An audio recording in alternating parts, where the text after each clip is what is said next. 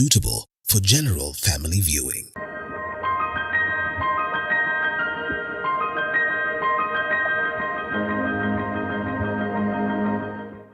So earlier this week, we celebrated Mashujaa Day, and we were honored to be part of a wonderful and noble event that sought to celebrate and empower women living with disability. My name is Beatrice Watare, and welcome to Beyond the Limit.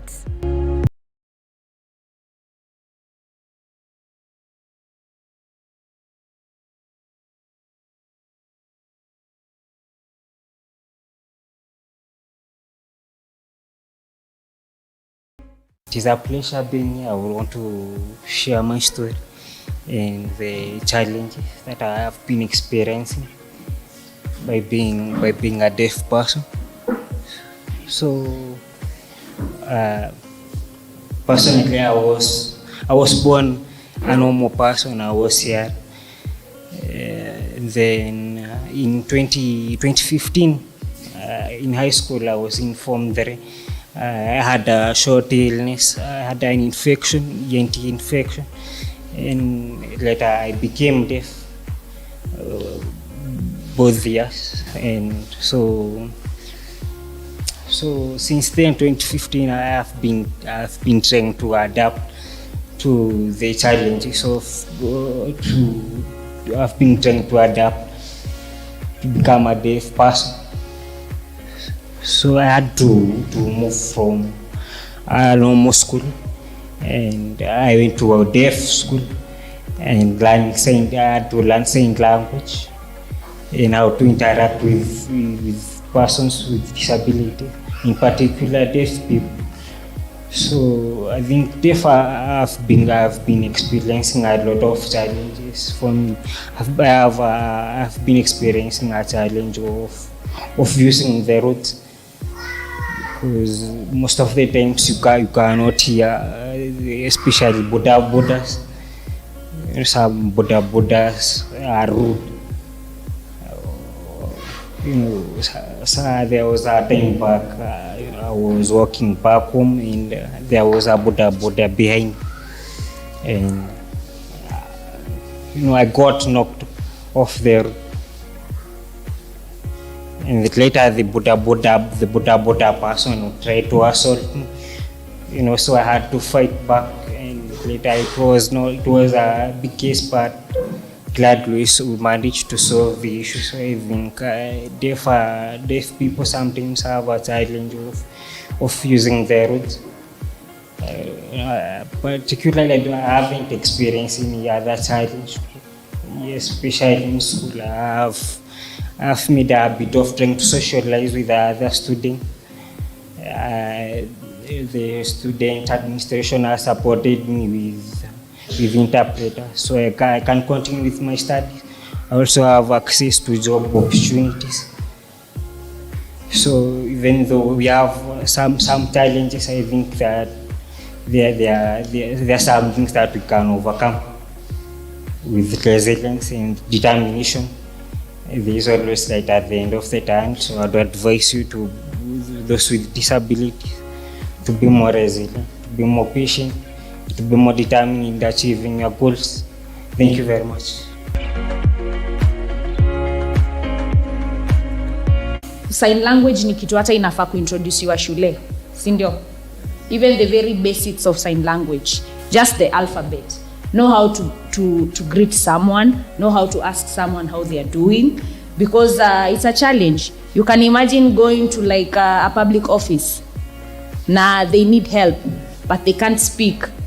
Yeah? So how then do you move forward? Mtu atakwambia atakuandikia, but what if that person is not literate? So unaona kuna hiyo challenge. It's a big barrier. And age tuko sahi ni kujifamiliarize. Even if you go to Google and you just Google alphabet, sign language alphabet, itakuletea kila kitu. Sawa sawa.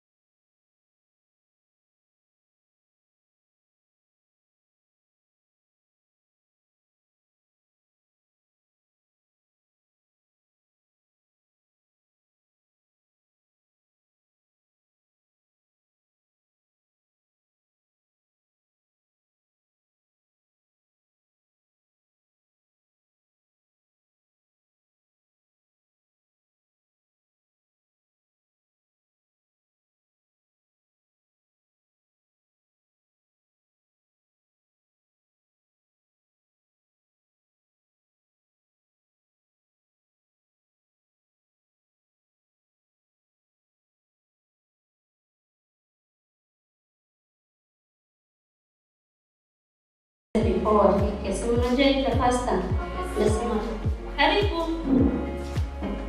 karibu pasta, siku mingi. Karibuni, wacha mama akae hapa. Hatuko tunatarajia wageni. Wewe pasta utajikaza tusimame kidogo. Sawa sawa. Karibu sana mama. Jina yako unaitwa nani? Unaitwa Ruth. Karibu sana. Mimi naitwa Lois.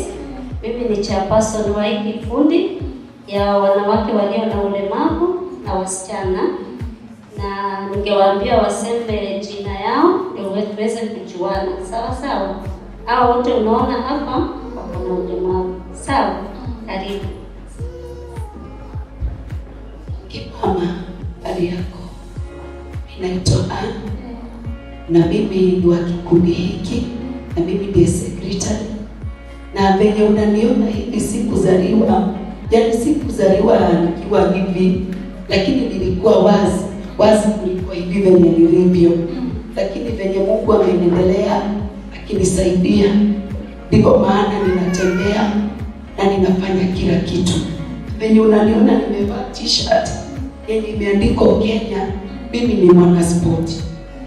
Na hiki kikundi ndicho kimenisaidia, na tena women WCC ndio imenisaidia kunielekeza kwa hizo sporti na kila kitu. Kwa hivyo usikuwe na wasiwasi, mtoto wako atakuwa vyema. Mimi naitwa Fatuma na mimi ni member wa hii group. Mama, hata ukiniona hivi, hata mimi niko kazi na nimesoma. Kwa hivyo mtoto wako atakuwa sawa kama sisi tu. Na mimi Kenya nitakuhimiza ukienda huko mashinani uungane na groups za wamama ili mtoto wako aweze kusaidika. Sawa sawa. Asante mama, tumejuana. Naweza kuelezea shida ya mtoto wako ni nini? Naweza mshika. Chani toto. Kumbe ni a beautiful girl. Hapo ni ngapi? Naona hii kichwa yake imefura kidogo. Amefanya upasuaji wowote? Penye ulijifungua huko ambao umpeleke hospitali mara moja? Hata hii mgongo yake naona iko na shida kidogo. Au kumpeleka popote? Pole mama. Sasa naweza kusaidia tuone bila ataweza kusaidika. Aende afanye upasuaji wa kichwa, awekwe kitu inaitwa shunt na hii mgongo yake iweze kufungwa. Sitakuhakikishia atatembea na miguu, lakini asipotembea pia, si unaona hawa si wako sawa?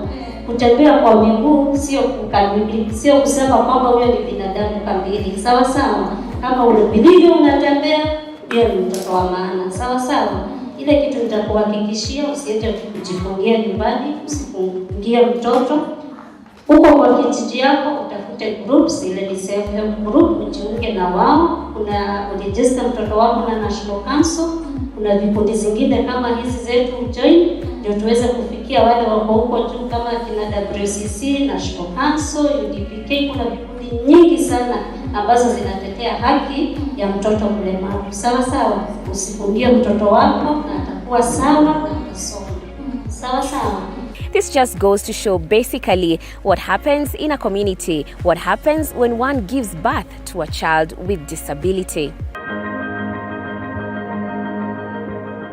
You are watching TV47, the home of untold stories. This is Doha, this is Qatar. We come together tonight, 1 billion of us, in every corner of the globe where the beautiful game matters. Here for the show-stopping magic of a moment.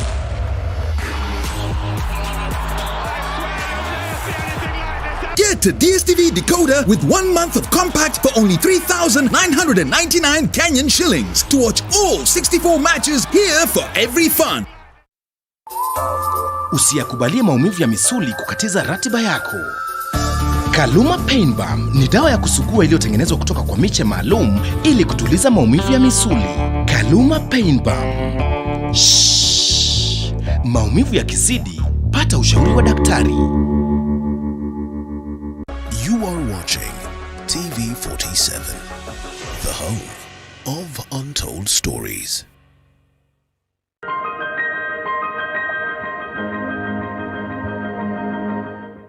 The director of the WCC got to tell her story, and we got to ask her a few questions about it. Ni nani ashaambiwa jambo katika hali yake ikamuudhi, akafika nyumbani akaona ile anabakisha ni kulia? Siku moja, wacha niwachangamsha kidogo, nilikuwa naenda kazini. Ni siku ya Kenya Bus. Ni wangapi tulipata Kenya Bus? Namba ngapi ilikuwa inakuja huku Thika? 237. Haya, mimi nimepanda ile ya kwenda Kangemi. Ni namba ngapi ilikuwa inaenda Kangemi? 23. Nimepanda hiyo basi. Imejaa ile mbaya.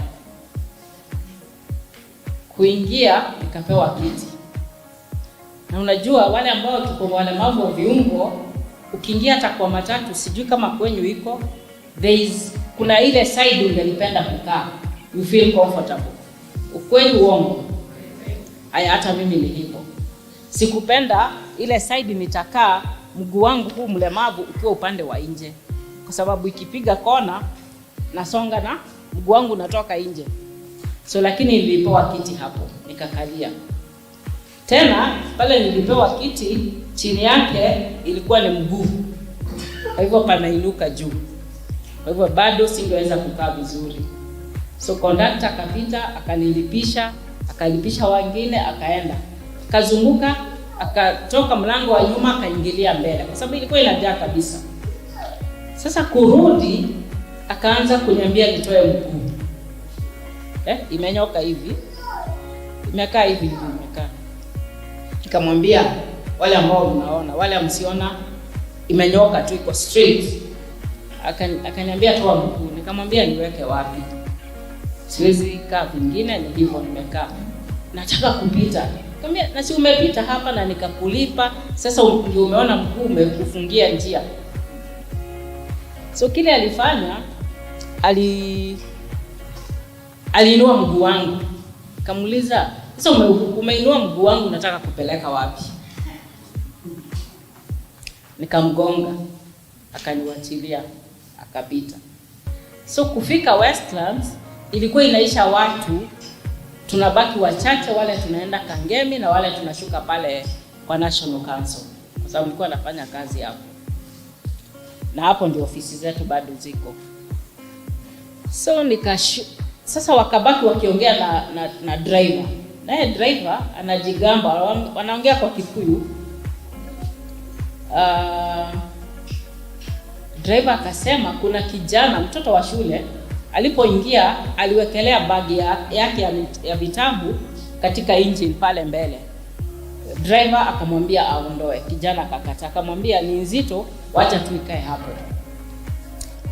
So pale museum palikuwa na roundabout, wale ambao tumeenda hiyo njia kabla haijakuwa super highway. So alipiga roundabout ile kubwa sana, amechukua kona kubwa. Kwa hivyo wale watu upande ule alinama, watu wote walinama. So na ile bag ikaanguka chini, ile mfuko ya ule mtoto. Kwa hivyo imeanguka katikati ya barabara. Mimi sikujua. Kwa hivyo hii najua na driver akiongea, tupeana story. Kwa hivyo kijana ilimbidi ashuke. Sijui alichukuaje bagi yake katikati ya barabara, sikujua. So naye conductor akasema, hata mimi nimekutana na mama, ako pale, ako na mguu mbaya. Sio ni kawaida tunaambia miguu yetu ni mbaya. Macho hatuna, ingawa tunayo, ni kuona hayaoni. Haya, ako na mguu mbaya, na mimi namwambia na atoe mguu kwa njia, ananipiga. na nilikuwa namsaidia. So driver akasema, mimi sina huruma na wao, iwe ni kiwete asiwe kiwete, sina huruma na wao. So nikamuuliza, wewe unasema nini? Una huruma na nani? Do you know, sihitaji huruma yako, nahitaji unielewe. Nimeingia kwa basi, nimelipa kama mtu mwingine, nakwambia kule nashuka, so ni wewe uelewe. So wakashtuka. Kumbe nilikuwa na hawakujua naweza kuwa naelewa Kikuyu. So nikamwambia hayo maneno mtayaeleza mbele. So nikashuka na tetemeka, ile kitu kiko hapa hapa wako. The only thing I could do saa hizo either ni slap mtu akiniongelesha ama ni bust. Kwa hivyo nilifika kwa ofisi, nikabust, nikalia na hasira. Kwa sababu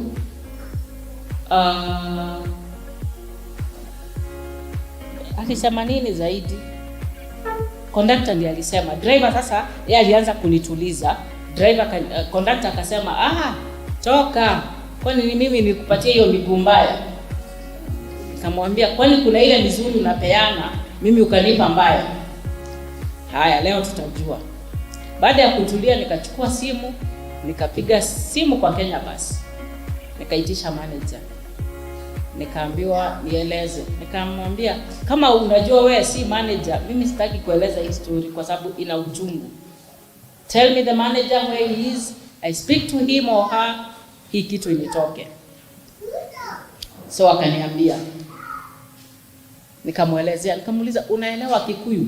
Nikueleze kwa Kikuyu ndio upate. Akaniambia So nikamueleza kwa Kikuyu.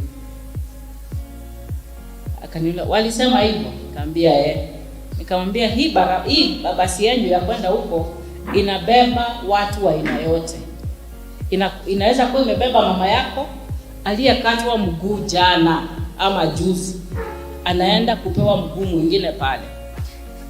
Na mumeanza madriver wenu kusema hawana haja na viwete na vipofu na nani. So tunataka kujua hivyo ni kumaanisha nini? Alafu nikamwambia, nikakuwa unaona, nakumbuka ile maneno yangu nilisema Mungu atakuona. Nikamwambia sasa sitawacha kuomba mpaka nyinyi nyote mkuwe walemavu. Sijui nitaomba shetani ama nitaomba Mungu, but Kenya basi nzima nyinyi staff wote mkuwe walemavu. Akasema hapana, usifanye hivyo, nitashughulikia. So nafikiri alishughulikia kwa sababu hao wawili, driver na conductor, tulikutana tena. Hawataki kuniangalia, conductor hata kunilipisha. Anashindwa ataniitisha pesa aje. Na mimi nikasema sikupi pesa ikiwa uniitishe. So walivutwa kazi na nikaandikiwa barua ile walipewa ya kuvutwa kazi.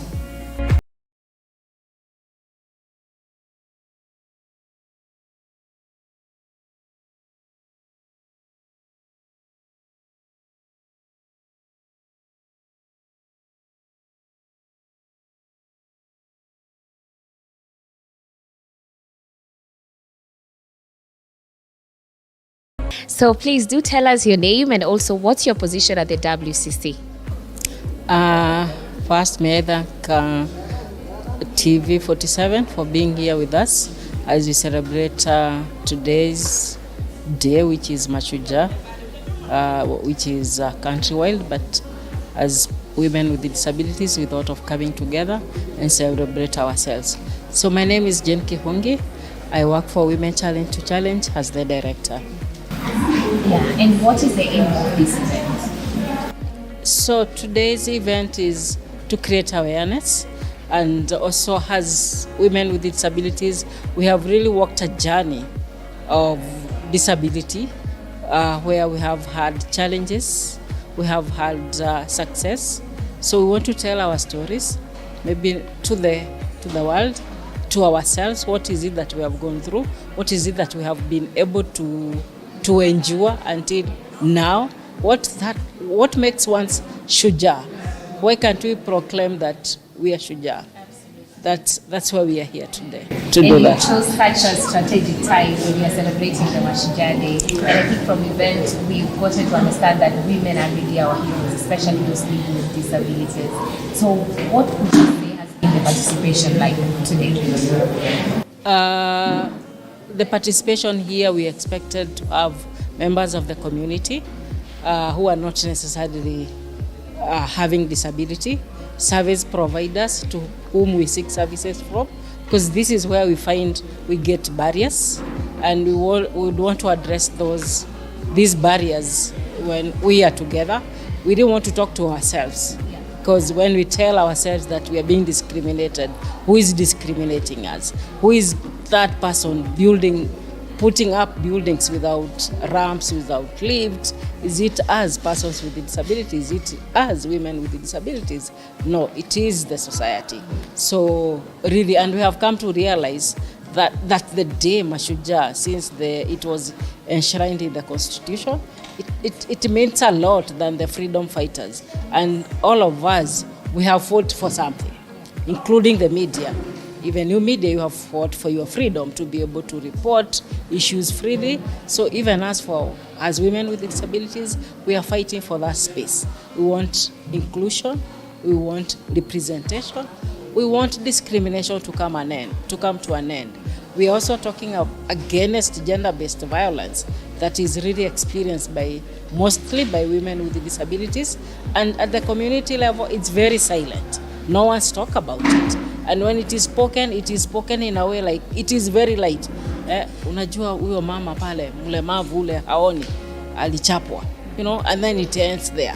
But how do we end that kuchapwa? How do we even, other than us speaking about our issues, how do we have people speaking about the issues of disability? How do we have media telling the stories of disability, but giving that story a human aspect, a human rights aspect, not before we used to see the media covering disability when they're only fighting with the city council askaris, because they are on the streets, they are being mistreated. We would see stories of a parent hiding their children, chaining them.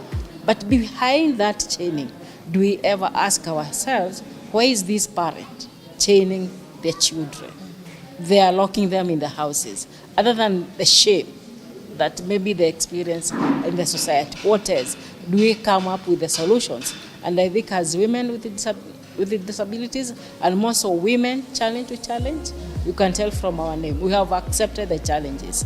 But we are saying we don't want to be silent. We want to challenge that. We want to tell the world that, yes, we are here.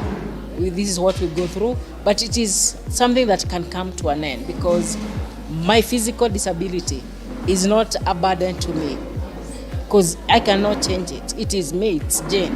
But the barriers that are posed by the societies, those are more disabling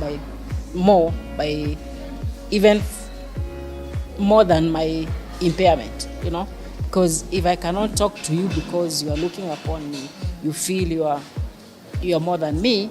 If I can be able to attend a meeting where there is no sign language interpreter, then that is what we would call disabling.